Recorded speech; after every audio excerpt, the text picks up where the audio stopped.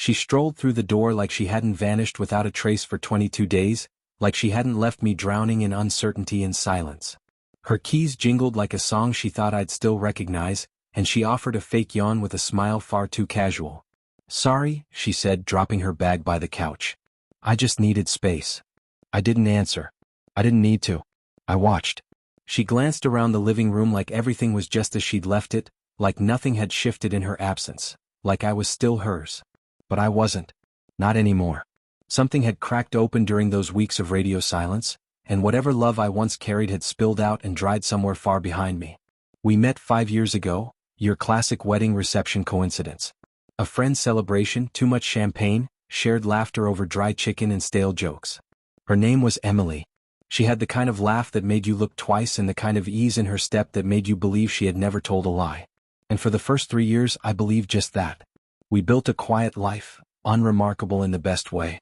Sunday mornings with coffee and crossword puzzles, late-night grocery runs just for ice cream, inside jokes that filled the house with laughter. I remodeled the kitchen, she painted the study. We made promises, said things like forever, met them. Then came the fracture. She floated the idea over dinner, mid-bite, mid-sentence, on a forgettable Tuesday. She used the word reset, like it was a software issue, not a relationship. Said she needed to think. "It's not you," she whispered. "I just feel confused." I gave her the space she asked for. She took it like a thief in the night, and then some. At first I blamed myself.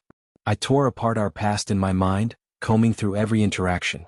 Every time she didn't laugh at my jokes. Every brush of her hand that felt delayed, distracted. I stopped sleeping, stopped eating anything beyond what could be microwaved in silence. And then I started noticing the signs I hadn't wanted to see. Her phone always face down. Showers late at night. Texts that used to overflow with emojis and exclamations reduced to robotic, empty lines. And then she was gone. No calls. No texts. No location. Just a blank space where her presence used to be. People don't vanish without a reason. I found mine in a tagged Instagram photo. His name was Josh. The ex from college. She used to roll her eyes when she mentioned him, said he was immature, couldn't commit. But there he was, wrapped around her waist like he'd never left. Their smiles were too stiff, too polished. The kind of smile you wear when you're doing something wrong and hoping no one notices. She didn't know I had access to a burner account. Didn't know I still looked, because part of me had still hoped. Until that moment. I didn't confront her. Not yet. Instead, I prepared. If she wanted to play games, I designed the rules. I gathered everything: hotel receipts, credit card statements, flight confirmations to a city she once claimed to hate. I printed them, highlighted dates, sorted them into folders like a case file. I reviewed our shared financial accounts, spotted her oversight, and transferred funds to a private account. Perfectly legal if you knew the loophole. I froze her access to the house.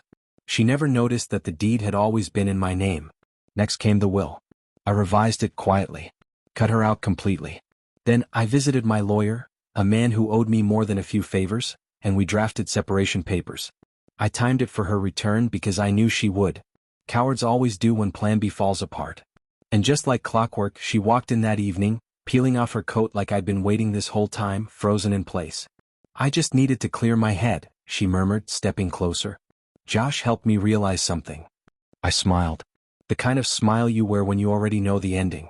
"You slept with him," I said, calm as a storm before it hits. She blinked. "It wasn't like that, we just talked." I needed closure. Closure doesn't come with hotel receipts. She froze, words withering in her throat. I reached into the drawer, pulled out the envelope, and handed it to her. "Open it." Her hands shook as she unfolded the papers. Page 1, photos. Page 2, bank records. Page 3, legal separation. Her lips parted, but no sound came. "You documented everything?" she whispered. "No. I observed," I replied. "While you were off playing house with your ex, I was dismantling the one you thought you still had here."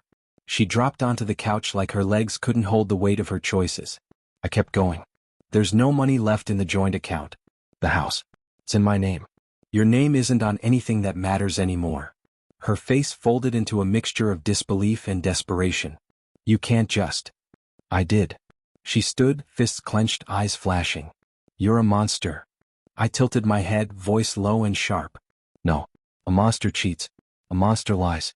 A monster disappears when things get hard." I'm just a man who finally stopped being your fool.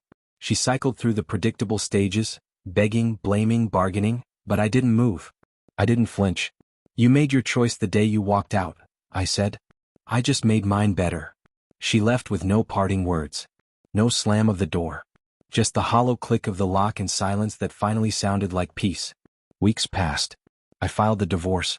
Clean quick. I heard Josh ghosted her not long after. Her social media vanished. Friends stopped asking about her when they realized I wasn't bitter. I was just done covering her lies. I rebuilt myself. Stronger. Wiser. Funny thing about betrayal, it doesn't break you. Chisels you. I learned to read the silence between words, to trust actions more than promises. And I didn't hate her. No, hatred gives power. I pitied her, for thinking I'd wait, for thinking I'd beg, for believing she could vanish and return like nothing had changed. I didn't need revenge to destroy her. I just let the lies expire, let the truth do what it always does, stand. And when it did, she looked around and found that I wasn't standing there anymore.